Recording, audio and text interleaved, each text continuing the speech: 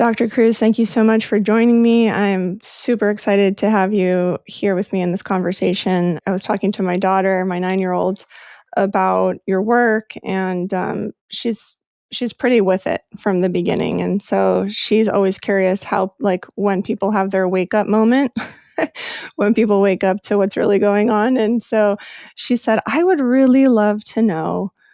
What inspired him to become a brain surgeon?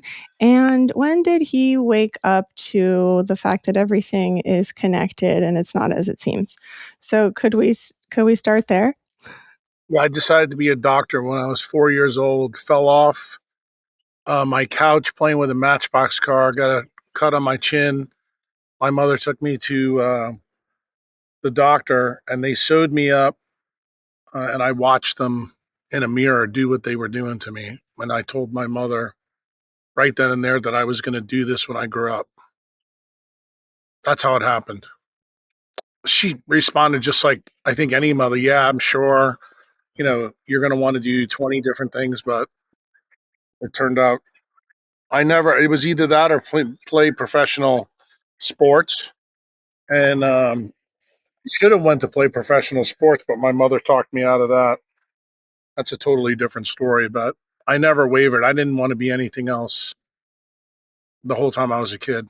And so through your arc and going through medical school and residency and all of your experiences in our conventional medical framework, like when was that moment that you said, there's more to this than I can see?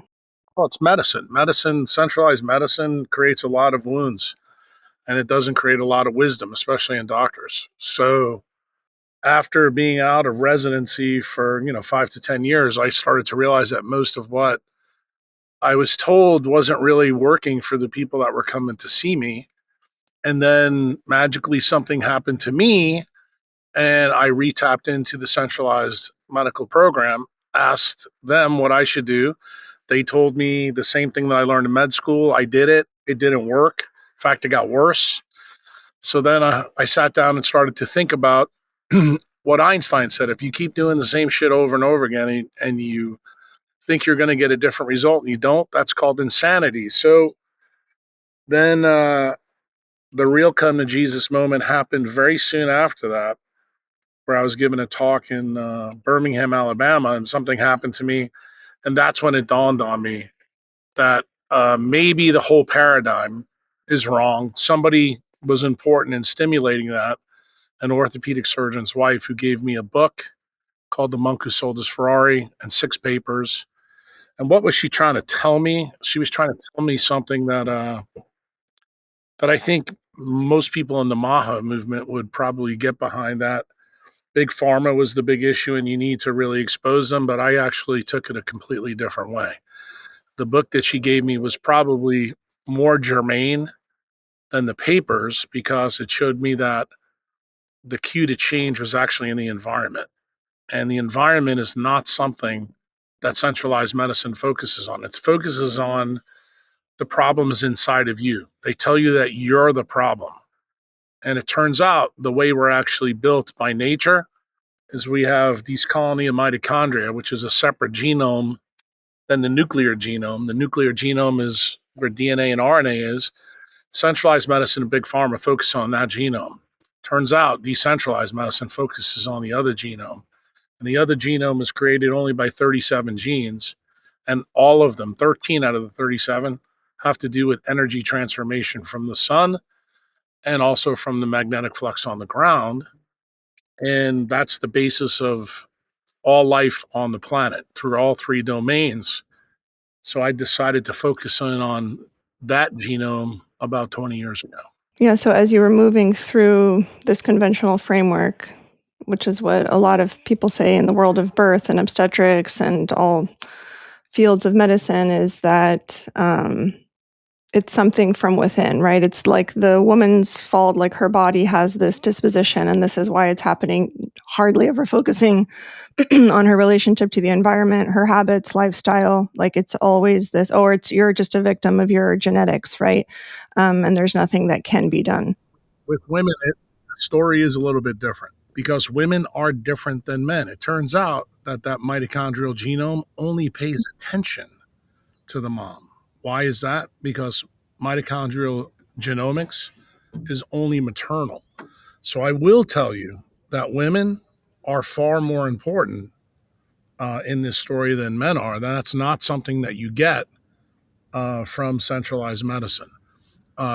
They treat men and women actually the same, but the reason why this is important, most people know about Mendel and Darwin and autosomal dominant and autosomal recessive. But here's the interesting thing: we have certain diseases like mitochondrial diseases where the disease shows up mostly in boys and not girls, and this has caused a huge conundrum, in OBGYN, medical genetics. And the guy that brought this to light 50 years ago is Doug Wallace. Doug Wallace is the world expert in mitochondrial diseases. But the classic disease that everybody's talking about right now because they want to ascribe it to vaccines is autism.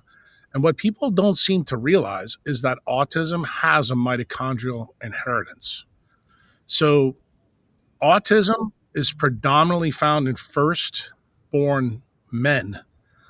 It's much more common now. The other issue about it that's very, very interesting that also points to a mitochondrial origin is I think Nicole Shanahan's done a really good job with Bobby Kennedy elucidating that in 1989, uh, autism incidence and prevalence is but 1 in 100,000. Today it's now 1 in 36 in certain places like New Jersey and Orange County. The problem is most people argue, about what the etiology is. Actually, to be honest with you, when you have the mindset that decentralized medicine has, the etiology is obvious. It's a defect in mitochondrial DNA. It's tied to a mutation. Now, Doug Wallace has done the hard and heavy lifting of this. He's actually linked autism to a specific um, mitochondrial abnormality. Um, and that abnormality, it turns out, can be affected by a lot of different things. And what is his thesis around disease management? If you alter energy production through that mutation, you get a disease. This is the reason why autism is on a spectrum. Why? Because if you get it really bad, you have severe autism. If you don't have it that bad and you're able to create enough energy from the environment you're in, you get a very mild, like an Asperger's type. And then there's other remnants of that where you actually get increased what we call savant behavior neurologically in some of these kids. And then we have the ones that are completely non responsive because their neurulation in their thalamus doesn't work at all because of the way the thalamus responds in utero. The interesting part of this story, if you understand anything about mitochondria, is mitochondria are light driven organelles and cells. So what does that mean by definition? This is where the story gets a little bit complicated, but when I talked to Nicole Shanahan a couple of years ago and told her that her perspective about autism was completely wrong, through her daughter's exposure, Nicole's story is very interesting. She had a normal kid. Her and Sergey Brin had the baby, Echo, and she noticed when she got the MMR vaccine, immediately the autism showed up. So, of course, many women have this issue. So everybody immediately blames the vaccine, and I proceeded to tell Nicole that may not be the case. That the vaccine may be the lever, but the thing that set the problem was her germline. So this goes directly to the point you were trying to make earlier that, oh, we want to tell women the problem's in them. Well, in this case, it is. It's in your mitochondrial DNA germline. And you have to know a little bit about Doug Wallace's work to make sense of this. And centralized medicine has done a really bad job of this. And I would even tell you the people in Maha have done a horrible job with this because they don't understand the basics. So when I explained to Nicole this process, I wrote a blog for her, actually for her daughter. And I told her that the abuse through technology that she's been through actually ruined her mitochondrial genome before Echo was even born. So, in other words, she had higher heteroplasmy when the baby came out. The vaccine was the lever that pushed her over the issue. In other words, the baby didn't have autism until another mitochondrial toxin was added to the mix. But remember, this is like the story of the straw that broke the camel's back. What's the last straw? So people in the autism space have recency bias. Why? Because the number one thing that affects kids that's most recent is the vaccine schedule. Why? Because that's what pediatricians push when a kid's born. But what you need to know is that the germline is the real problem. Now, why is this story important for people to get? It fully explains how you went from 1 in 100,000 to 1 in 36. Why? Because if you remember in 1986, 1989, it was a zero G world. The only thing we had was the power grid, and we had things that plugged into it. No one had cell phones, no one had screens. So we went from 0G to 5G literally in 25 to 40 years, which is the reason why autism has gone from 1 in 100,000 to 1 in 36 in different places. Now remember, the electromagnetic footprint of everybody's zip code is different. Now, how does this scale to the biology? How do you know that I might be right about this? What did I say to Nicole that actually started to change her opinion? I told her the story of mitochondrial haplotype. When we started off as a species, doesn't matter how you believe it happened, whether it's evolution or through creationism, that's immaterial. The thing that we do know is that the human race started with L0, 1, 2, and 3 haplotypes. These are all equatorial, highly coupled. From those that coupling efficiency, we radiated all over the planet. Everybody knows that humans moved. We went to Asia. We went to Europe. We went to North America. We radiated all over the world. So what happened?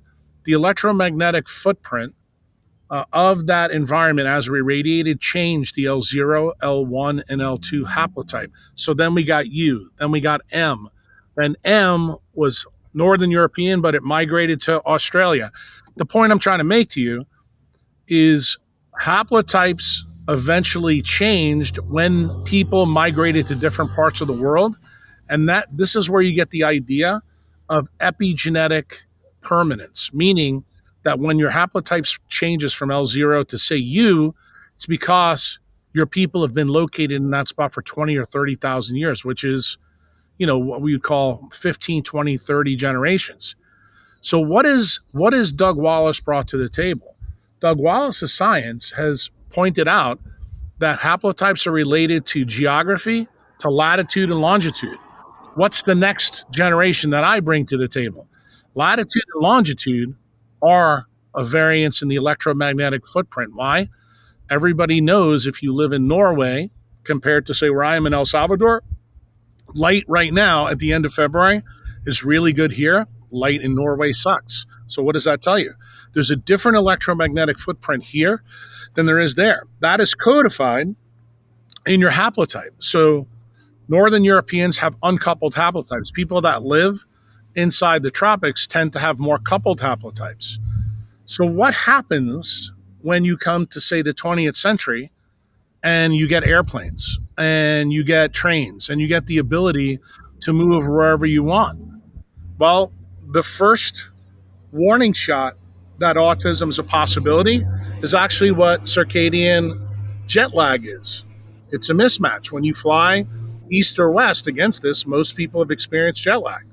Well, that's exactly what's going on with autism in the germline. So that means the cells that are in your ovary, and this is also a difference for women, women are born with every single egg they'll ever have. Men don't get any of their sperm until they go through puberty.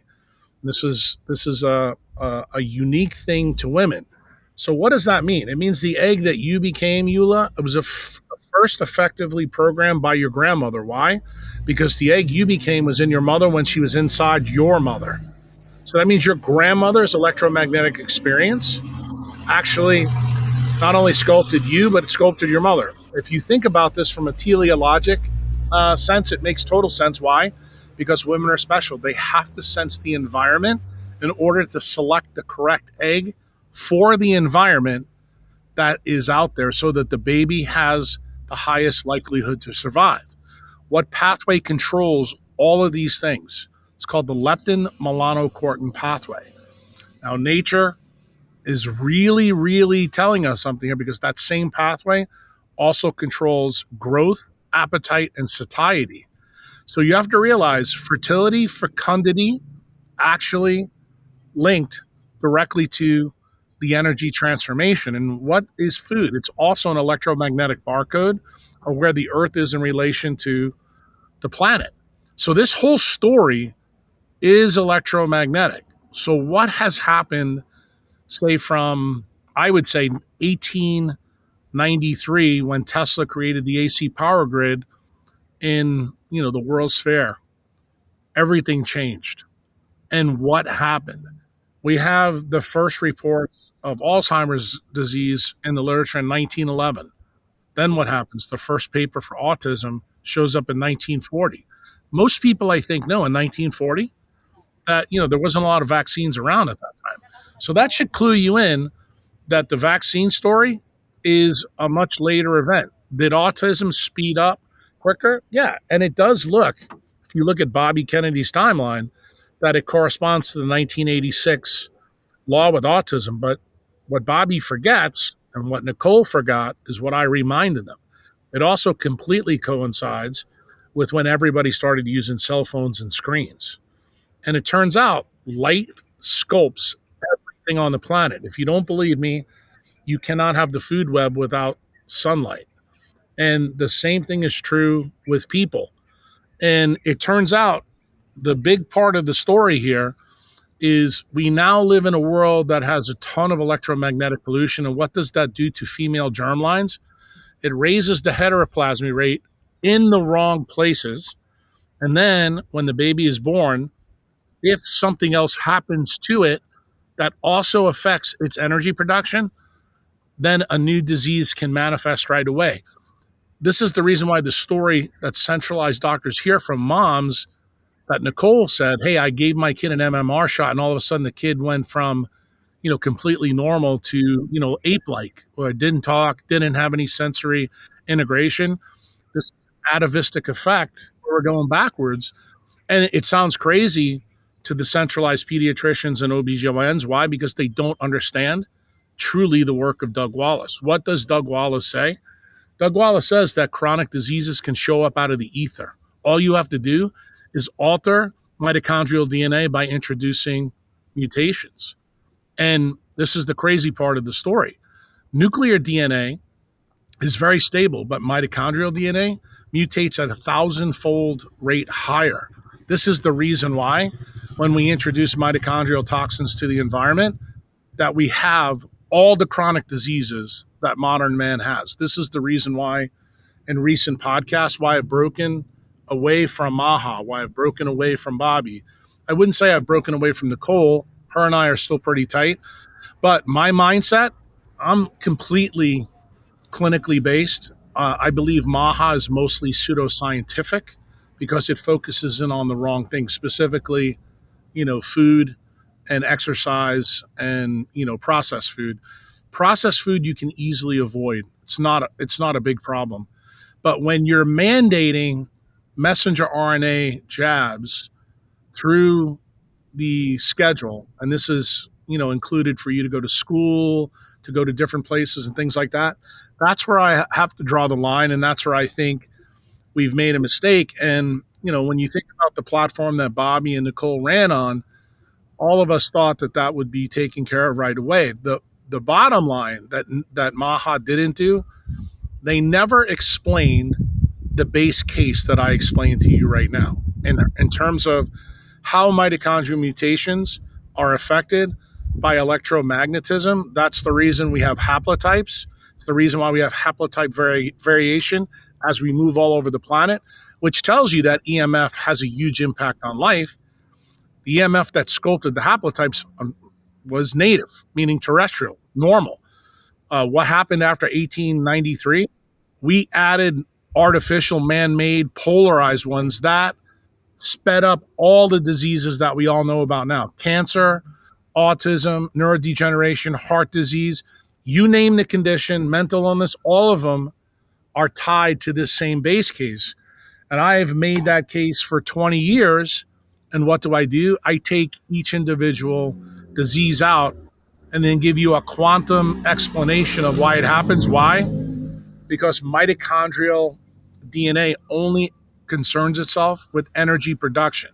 And when you mention the word energy, it always brings up that guy with the funny hair. E equals mc squared. That's Einstein.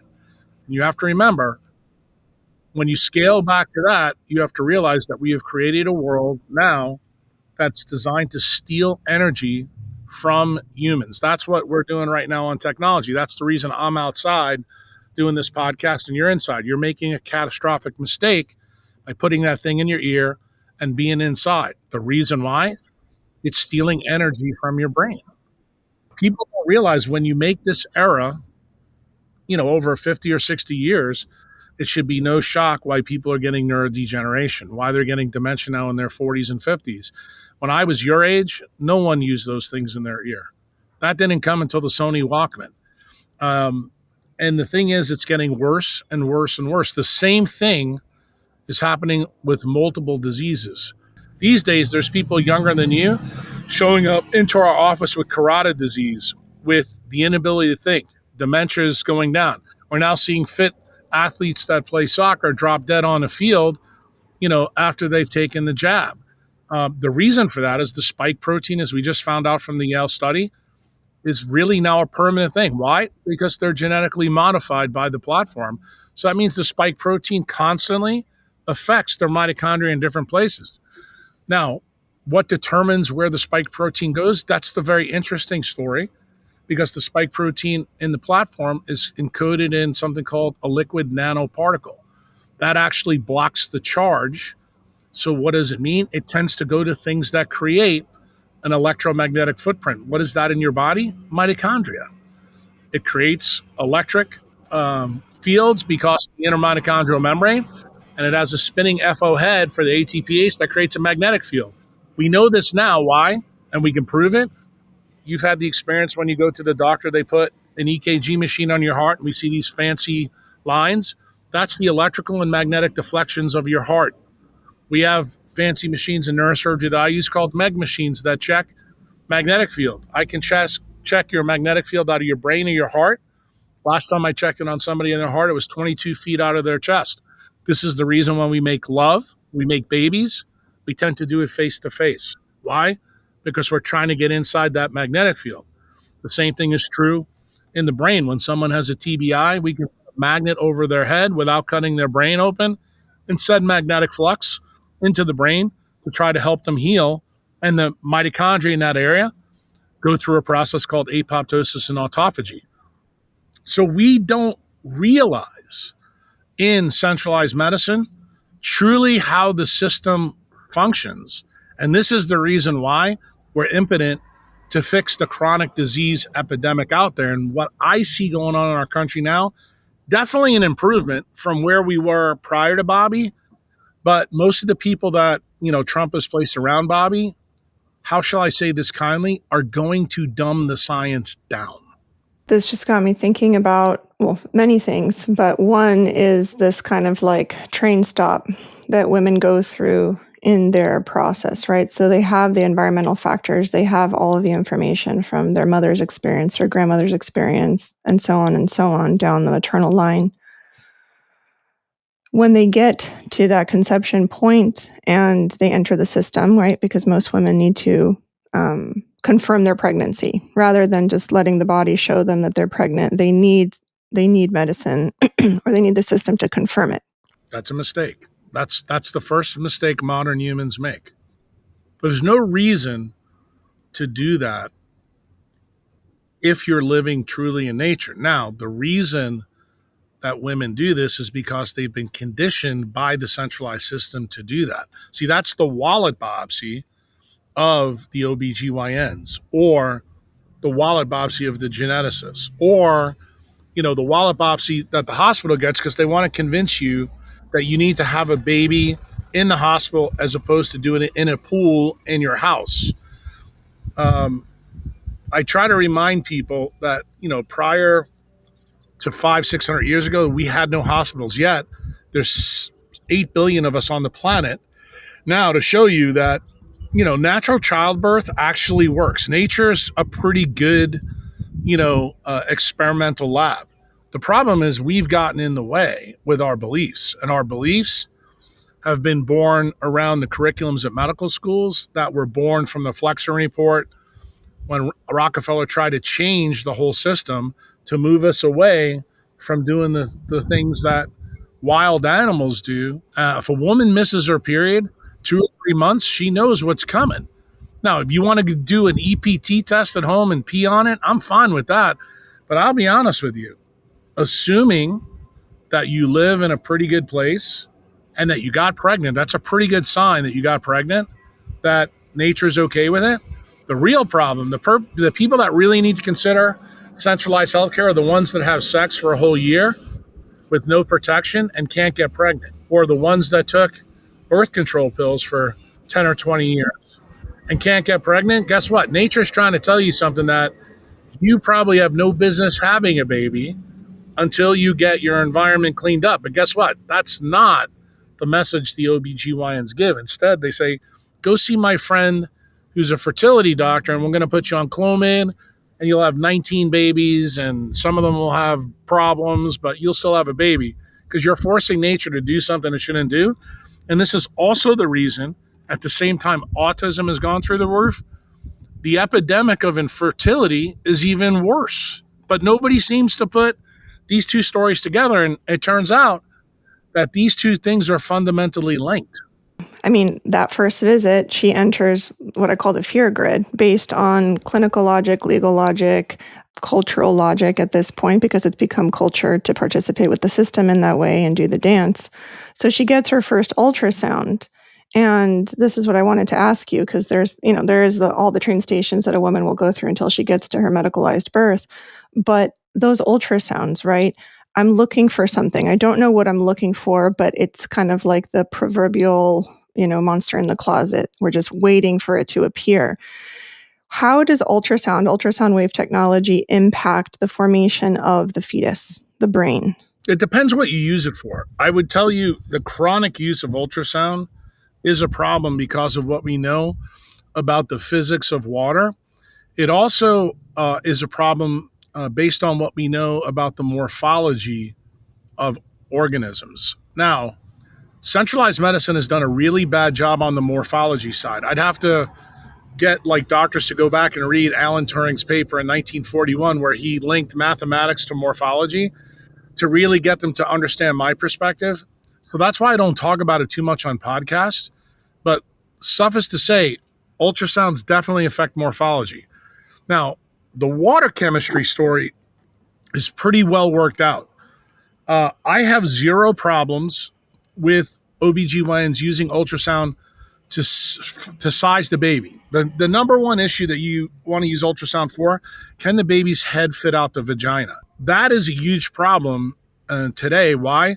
Because OBGYNs will blame their C-section rates on that mismatch. My belief is that is what they blame it on. They really do it for comfort and for their own scheduling issues, not for women. And women need to know that.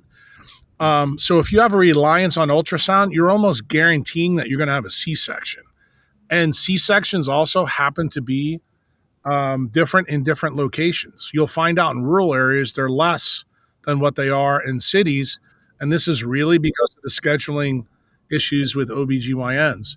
So water chemistry tends to decrease two things. I'd like to call them synonyms, but they're really not. But for sake of this argument, because I'm going to assume most of your people are not really up on water chemistry science, well, something called the exclusion zone. A guy named Jerry Pollack talked about this in a book from 2013. It's not accurate, but it's good acronym to use. It decreases the exclusion zone. What does that mean for women? It means that it decreases the amount of light energy that can be buried in water. Well, if you think about a baby, when they're born, they're 80% water. And then what do they float in? The amniotic sac, which is also an ultrafiltrate of water from your blood plasma. So this is a problem. So you realize that you're stealing energy every time you put an ultrasound on your belly. So you don't want to do it often. Am I okay doing it once to make sure the baby's developing okay? Yeah, but I think OBGYNs these days use it too much. The more accurate biophysical term is that it decreases the coherent domain of water. What does that mean in English? It means it limits the amount of electrons that water can have split out of it. And if you know anything about energy and health, the word that you usually hear doctors use is inflammation. What patients don't understand is inflammation is a logarithmic scale of protons. That's a positive charge. So the higher the positive charge, that's what inflammation is. What is the net negative charge? That's wellness. So the more electrons you make, the healthier you are. So how do you get a healthy pregnancy? By having as many electrons as possible. That means you want a lot of coherent domains, which is the reason why women, when they're pregnant, if you draw their blood, you'll notice that their blood volume increases tremendously. Why? They have way more water. They actually get a version of heart failure that's normal in pregnancy. And they dilute their own blood because instead of having 93% of their blood volume water, it goes up even higher. And it also turns out that they need that water for the baby as well, because there's a huge increase in water content. All of that is fostered by the hormones of pregnancy. The number one is called progesterone. What does progestation mean? Means that you start to retain huge amounts of water. And it turns out water is an electromagnetic capacitor. And what did I tell you before? From photosynthesis, all things grow from light. Well, it turns out we're just like plants, except we're a little bit more complicated. But we have the same processes going in on us. So water is a big part of the pregnancy story. So realize that ultrasounds chronically, if there's a reliance on them, it's an issue. I'm not here to tell you that, if a child is found to have hydrocephalus in utero, that you don't want to do something about that, then you're going to need more ultrasounds. In other words, the problem's found, but most pregnancies do not have those problems. Now, we also said that today in the modern world, if you live in a city, the chance of you having a baby with a problem is much higher than it is if you're truly living in nature. Right now, most modern women don't live in nature. Otherwise, 50% of them wouldn't be infertile. So you have to realize that that's a big issue. Do I also think that if you're using IVF to get pregnant, then you do need, by my definition, then you do need to rely more on centralized medicine to make sure that pregnancy can go all the way through. Are you more likely with a manufactured pregnancy to have a C-section? Correct. Is it more high risk? Yes. In fact, when I was in medical school, we used to consider any woman over the age of 30 a high risk pregnancy. Today, the numbers moved up, I think, to 40. I would tell you because of electromagnetic pollution, I think the number should be actually 25. So that makes me a real outlier. And I think part of the reason that we don't do that is because fertility medicine, when I was training way back when, 40 years ago, no one needed it. It was very, very rare because no one had problems. Remember, this predated screens, cell phones, and electromagnetic pollution. The only pollution that we really had at that time was the AC power grid and the things we plugged into it. Today, that's completely flipped. And that's why I told you that it mimics not only C-section rates, but it mimics autism rate, and it actually mimics all the chronic diseases that we see. But nobody in centralized medicine has realized that that's the main driver. And when you sit down with smart people and you tell them that human evolution, human fertility, human fecundity, and actually your growth throughout your adult life is all tied to this leptin melanocortin pathway. And I always tell them, everybody knows leptin is in your fat mass. Everybody forgets the melano part is tied to melanin, not only on the outside, but on the inside. And it turns out melanin actually protects you from electromagnetic pollution.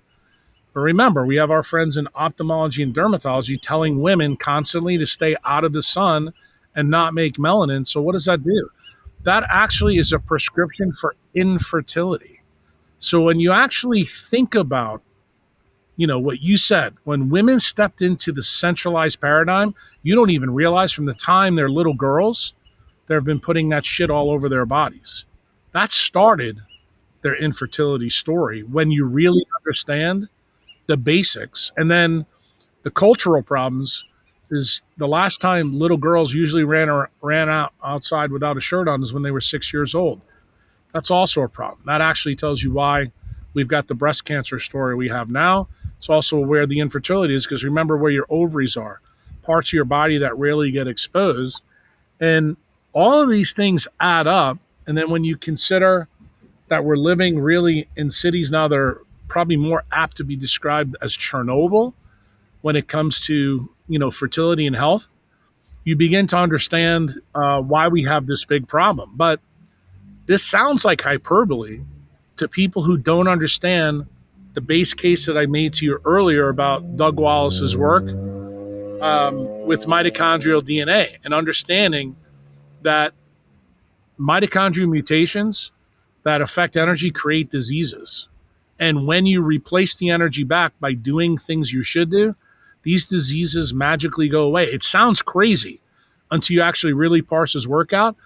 And some of the stuff that he's done, um, it's stunning what you can do. You can actually make diseases that doctors think are incurable magically go away.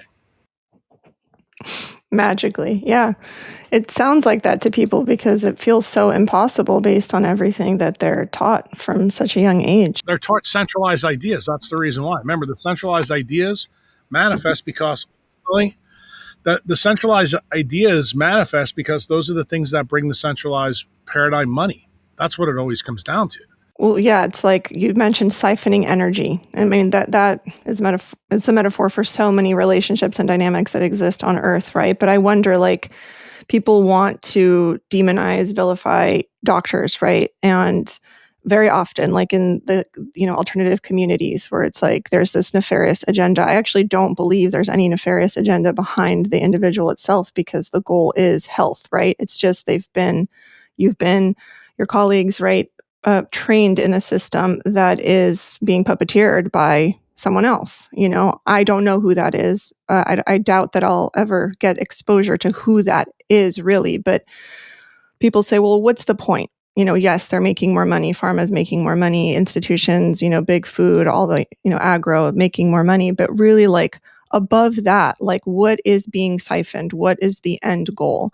And people say, like, we're energy slaves, right? And through this system, It's control and money. That's what it comes down to. And, when you say that you don't understand who's behind it or never will, it's obvious. It started with the Flexner report.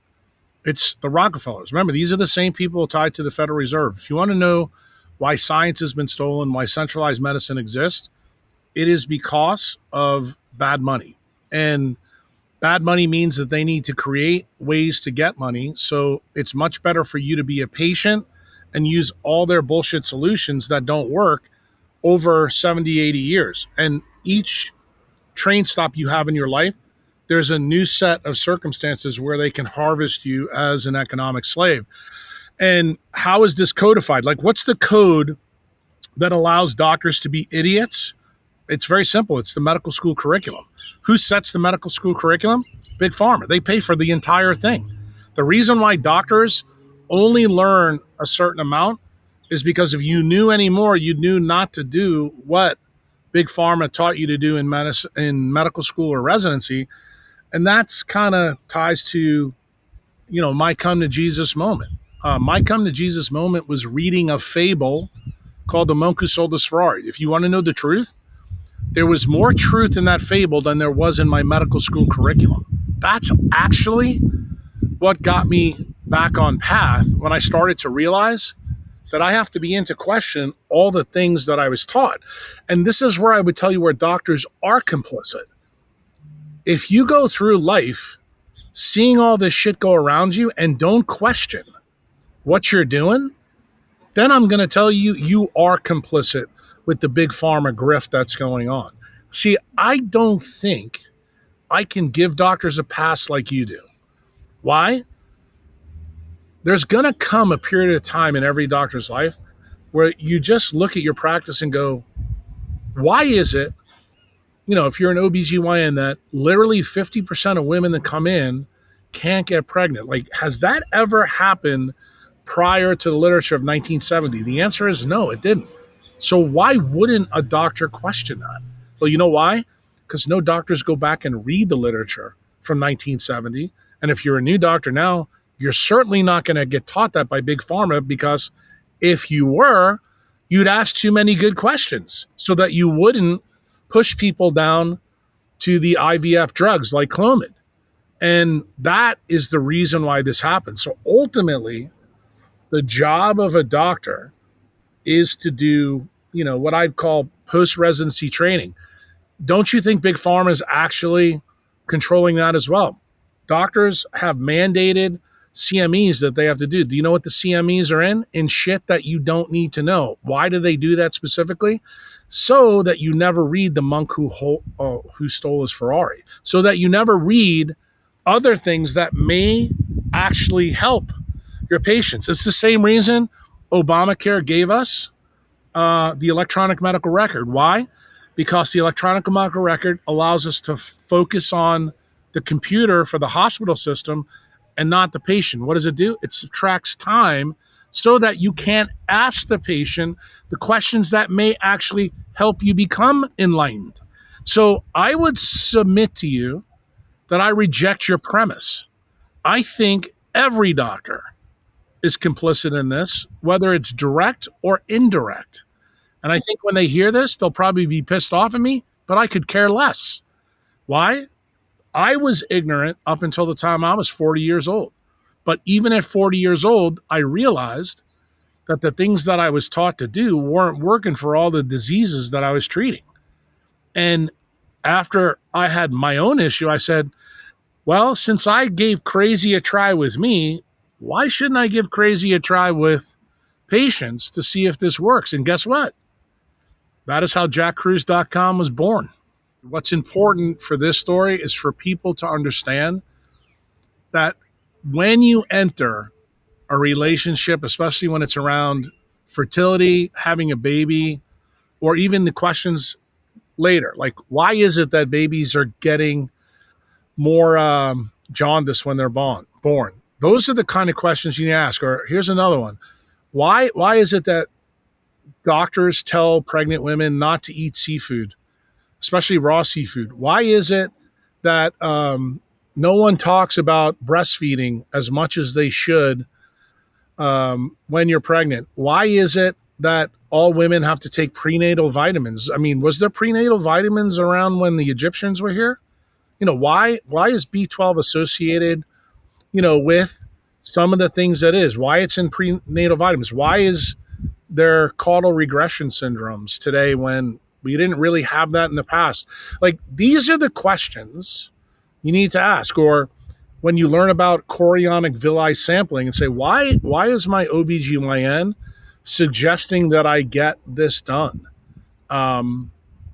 Those are the kind of questions that I think women need to answer. Or, my favorite one is, we put women on B12, but why don't we ever check their vitamin D level in their first trimester?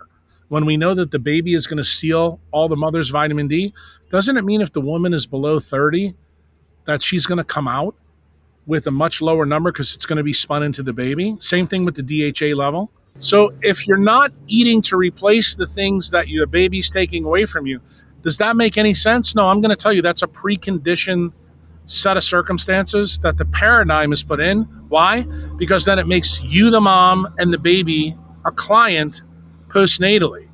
And this is the reason why we're now seeing huge amounts of postpartum depression. This is the reason why babies have colic.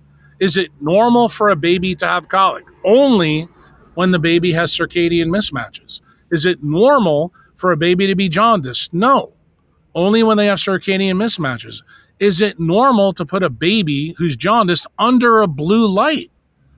No, we never did that when the Egyptians were out there. Is it normal for women in New York City to be more common to have a C-section than have a live birth through their vagina?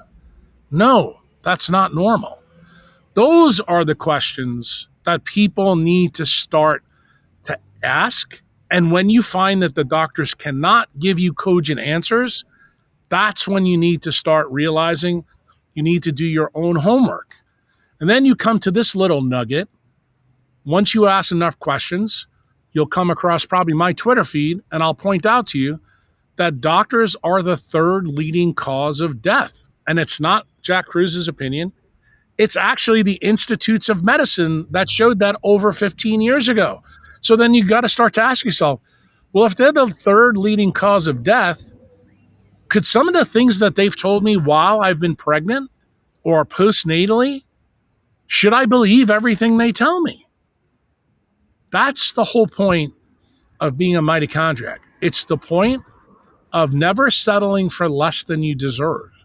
And that should be easier these days. Why? Because doctors have probably lost more trust in the last 4 or 5 years than anyone else. We don't deserve your trust if you want to know the truth. We didn't protect you from the government as we should have the last 4 or 5 years. So I'm going to tell you everything when it comes to fertility, everything when it comes to having a baby, everything that happens postnatally. You should not trust the people that are using, and you should do your own homework. And the way you do that is by remaining curious and keep asking questions and keep pushing the envelope. And if you become difficult, so be it. But the bottom line is when you have a baby and that baby's out, that baby is the single most important thing for you to take care of. You'll hear Elon Musk talk about artificial intelligence. I'm not interested in his version of artificial intelligence. What comes out of your vagina is nature's artificial intelligence. It's a little bit of daddy, a little bit of mommy, and then it's an alien that does things its own way. And you get to take care of that alien for 18 to 25 years and sculpt it. But remember, that baby's not like you and it's not like your husband. It is a combination not only of your nuclear genes, but it's a big time combination of those mitochondrial genes. And you have the ability to sculpt those genes, not only when you're pregnant, but even after you're pregnant. That means that you can change the direction of your child's life. The trajectory changes. And you need to know that that's the case. That's also something that the pediatricians and the OBGYNs don't really tell you. And what do they tell you? They tell you things that limit the trajectory. So if you don't give your mom's raw seafood and seafood during pregnancy, you're not going to have a big brain. And this is something I will tell you, this will be controversial. Pediatricians and OBGYNs are usually in the middle to the bottom of their class. Neurosurgeons on the top of the class. We know a lot about brains and making them. I'm going to tell you, you need to have a lot of DHA to make a good brain. So if an OBGYN or a pediatrician tells you not to eat those things, I would strongly recommend you do your own homework and read some of the work of Michael Crawford or Stephen Cunane about human brain evolution. And you'll find out that the things that are in the marine seafood chain are about the best things you can eat when you're making a baby brain. So, in this decentralization process that a woman and man might start going through, right? They want to conceive, they got together, or they're just discovering it after they've conceived. They're starting to become autonomous, self sovereign. I think it starts before that. I think when you sit down and you're having a relationship with somebody, you have to get your light environment correct. That means man and woman. And if the man truly loves the woman, he needs to sit down with her just like you do before you get married, but before you have a discussion with the rabbi, a priest, or whomever else. What are we going to do to have a good baby? Are we going to have babies? If you're not going to have babies, you can throw this discussion out. But if we're going to have babies, we got to make sure that mommy's not working at night. Mommy's working and spending enough time outside. Mommy's vitamin D is above 60 nanograms per milliliter or higher before mommy has a baby. Why? Because that's what decentralized science says is important to making babies and making good baby brains and making good baby bodies. Okay? That needs to happen first and foremost. Then the things that you wanted to bring in come in. Like, you cannot build the third and fourth floor of a baby's body plan if you don't have a good blueprint. Remember, that blueprint is sitting in your ovary and sitting in his sac. And you need to do a good job. So if he's putting the cell phone next to his sac and you're putting the laptop on your lap, no, you're not ready to have a baby, according to me. Yeah, absolutely. What does a decentralized like? So for me, I remember my daughter. I had her in a Waldorf, part-time school. They're always outside. They would go inside just to bake, but they were mostly gardening and knitting outside and all that. It was important for me for her to stay in this natural biological rhythm, right? And kids at that age, every 20 minutes, they're shifting activities, right? They're not meant to sit at a little desk and stare at a wall under fluorescent lighting for 7 hours a day. So for her, she was in this natural biological rhythm. And whenever a kid would get, quote, sick, a cold or something like that, I wouldn't keep her home. I'd like, go talk to the kid. Don't treat him like a pariah, spend time with them, just be outside, play with the dirt, eat the sand. So I had deconditioned myself a long time ago for her. Now, now that she's in these environments, she feels like she's going to rip outside of her body if she spends more than like a half hour inside. Not because she needs to she can't focus, simply because she needs to be under the sun or outside. And she's finding it harder and harder to find other children who, aren't on an Apple Watch, aren't on a screen, aren't talking about Taylor Swift. And it feels like a lonely world for her, right? So she actually just ends up, attaching to animals or nature. I wonder, how do women find that courage to decentralize themselves? Because for me, it was a lone journey. I just was like, I don't know who's going to be there on the other side, but I'm going to do it. I don't think it's courage. I actually think it's curiosity. It's like this. Would you be okay taking your kid into Walmart and getting the shit kicked out of him? No, but you're okay putting your kid in a school where they're in front of screens and Wi-Fi for 8 to 10 hours a day. It's the same process. Remember, when you get beat up, you get a TBI. Effectively, what non-native EMF causes to your brain is a TBI. So you're actually doing the same thing, except you don't have bruises when you use technology. And when you actually think about it like that, then you realize, remember, you're not designed to be their friend. You're designed to be their parent. So you have to protect your child. Like, you're not going to let a kid that doesn't swim go next to a pool without floaties. Same way you're not going to let them go to the beach, when there's big waves and they're not good swimmers. I would say to you, this is like common sense. But the fact that you're telling me it's not common sense tells me that almost everybody's low dopamine. Why? Because of all the things that I talked about with screen technology on the Danny Jones podcast with people. People don't realize that when your dopamine and melatonin levels have been stolen by the things you're most addicted to, which is technology. Remember, technology is what brings us inside. Like I mentioned it to you. You're inside now doing this and I'm outside. So I'm even trying to give you the lesson during the podcast that no, I don't care if the audio and the video is not good enough. What I think is the most important thing in podcasting is actually, are you getting a message through to the audience that actually resonates? When they hear it, do they go, shit, that really, I never thought about that this way. To me, that's what really matters. And if somebody says to you, well, I thought the audio or visual quality were good, you know what you should do? Eliminate them from your audience. Like, just hit the delete button, say, God, see ya. It's the same story I'm trying to tell you now with kids. You need to focus in on what's the most important thing with kids. What people don't do, and when I say people, I'm going to talk about pediatricians, OBGYNs, and parents now. You don't realize, as a brain surgeon, your brain is not fully myelinated till 25 years old. Myelin actually protects you from electromagnetic pollution. So what effectively were we doing by putting kids into school with screens and Wi-Fi? Remember, they don't use books anymore. You're actually putting them in Chernobyl. So how about you focus in on that instead of worrying about all the bullshit, that you've been told? That is like a huge issue. And then if you give your kid a digital babysitter, like an iPhone or an iPad when they're little, I mean, to me, that is ultimate child abuse. And this is not hyperbole. There's now books out about this that you can read. And the thing is, I think you have to be a champion for your child and understand that, yes, having a kid is time consuming. It's a pain in the ass. It's not for everybody.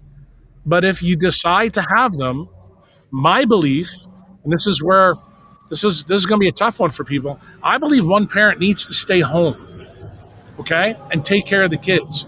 I think this whole idea of having both parents work doesn't make any sense at all. And I think that's an idea that we actually got from the 60s, 70s, and 80s, but it's also tied to this paradigm of bad money, bad thinking, low dopamine, low melatonin. When kids have a mommy and daddy and they learn both from the mommy and daddy different things, the child is more well-rounded and ready, to tackle the world they're coming into. Now, the world today is radically different than when I came through it.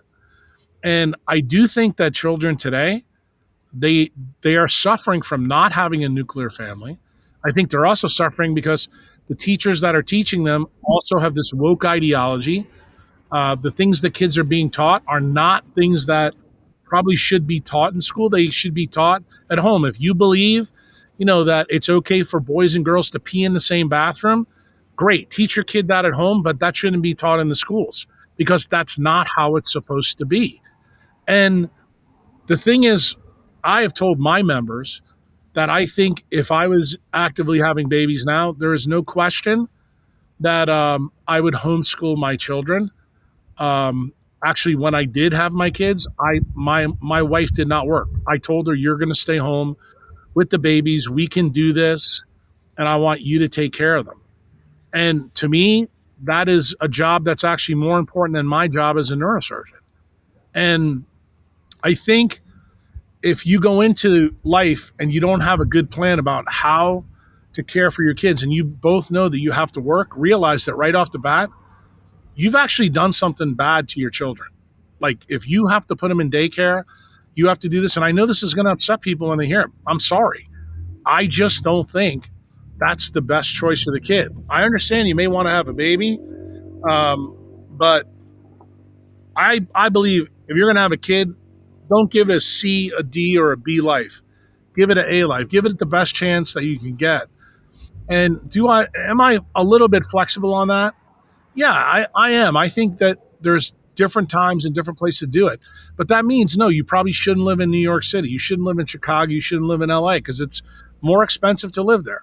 Go live in a place that's less population dense. You can have the time. Mommy and daddy can spend time with the babies to teach them so that you don't have to put them, in these crazy schools. Do I think the kids need to spend outside time? Do they need to go to the beach? Do they need to be outside playing in the sun, riding their bikes? Yeah. And if the kids don't get that, like you said, your daughter's struggling with that. I actually do know that's a problem. I can tell you here in El Salvador, where we've got a pretty big tribe, that story has been changed. Like parents down here are doing it differently than they do, in Western countries like the United States. Like it's a different mindset in a place like that. And I would tell you, I think this is a mindset problem, not really a financial one. And yeah, does that mean we have to live smaller? Does that mean you can't have 3 cars? Does that mean you can't have a big house?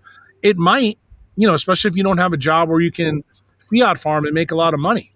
But I think the job of having children and getting them through is the single most important job on the planet.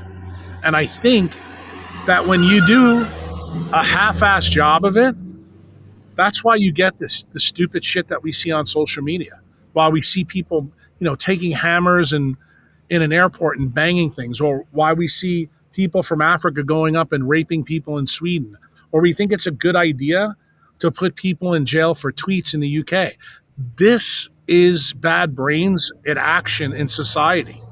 And if you want to really end the nonsense that we're seeing, how about you realize you take it at the root? And the root is when that baby's inside of you. And when that baby is being developed over the first 20 years of life, I think that just like a garden, if you want your garden to look nice, you have to tend to it. I believe the same thing is true with your family. 100%. Yeah. I couldn't agree more. And it's a matter of priorities at the end of the day, right? Because to decentralize in the way you approach life is a reshifting of value systems and priorities, which is not always easy because it might mean losing family, it might mean losing comforts, it might mean losing the world as we know it, right? And when a reality shifts, it's pretty freaking scary. But Why else are we here if not to evolve? So I had one more question for you. It's hard to surpass that, but I just want to jump to this, and it's something that comes up a lot. It's big in my world because I speak out a lot against surrogacy, and I know that that is a hot button issue for a lot of people because everybody deserves to have a baby, right? As if it's a commodity. But I view surrogacy as a form of child trafficking. And a lot of what I see on websites is that, women are being sold, for 30 grand up to 50 grand. You could make some extra money and you have no relationship to this baby, no biological relationship.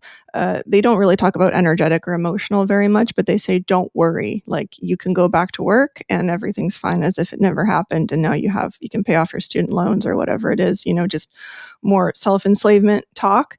And so, I've been doing a little bit of digging, and I've always known since I've been in the birth world that amniotic fluid is what forms the baby's cerebral spinal fluid. And after a certain juncture in the pregnancy, valves are closed, and now the baby has its CSF supply.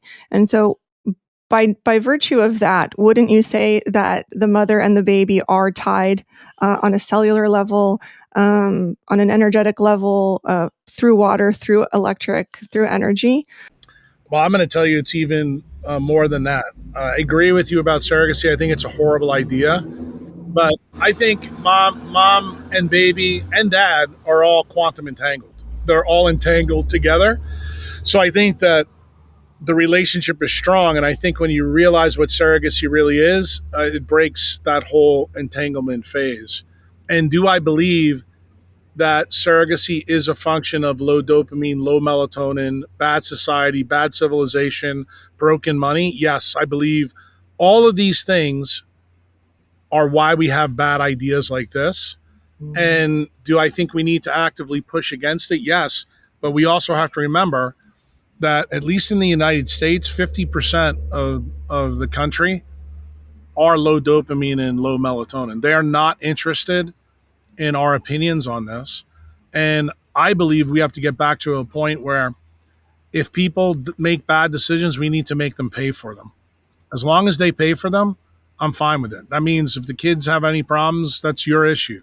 You decided to do this, that's where it goes. And same thing with the mental health side of this, with women who give their babies up, or women or men who do OnlyFans to make money, or you're gonna have sex with 1,000 guys, and develop the problem of microchimerism, which we haven't even talked about, but it's an issue. Yeah, I just think that we need to eliminate this stuff from our environment. And the way you do it is, remember, you've probably heard, especially me and other podcasts, talk about incentives dictate outcomes. As long as we facilitate the bad behavior will continue to happen. When we remove the incentives for this kind of decision making, it magically goes away. So I fundamentally think it comes down to the fact that we have broken money. Yeah, and as a doctor and neurosurgeon and man of the world, you would say that there is absolutely a relationship that's formed. Maybe you hit that at the beginning, but you cut out for a moment, so I didn't hear that there is a relationship that's formed between the fetus and the mother who's gestating, right? And you might say that if we look at trauma and attachment theory, that when that fetus who's been with that woman for 10 months is taken and given to someone else, even though it came from that someone else's egg, there is still a broken attachment that happens on a brain level with that child. I know that people say, well, as long as they're going to a good home and someone loves them, they'll never remember, they'll never know, we don't even need to tell them. But there's a great book called The Primal Wound. She talks about adoption. She says children have memories of gestation. These things come out, through dreams, through meditation, through moments of, emotional release. They'll remember, I came from somewhere else. And there's always this yearning to go back to the mother's source at some point. And so, again, it goes back to what you're saying. We have broken money, bad money. We have this deficit. vitamin D, of light. We're breaking what you called in another podcast. It was like really beautiful what you said. It was poetic, just like where there's this light tunnel, and there's all these stops that we're making. And at the first stop, we're already screwed.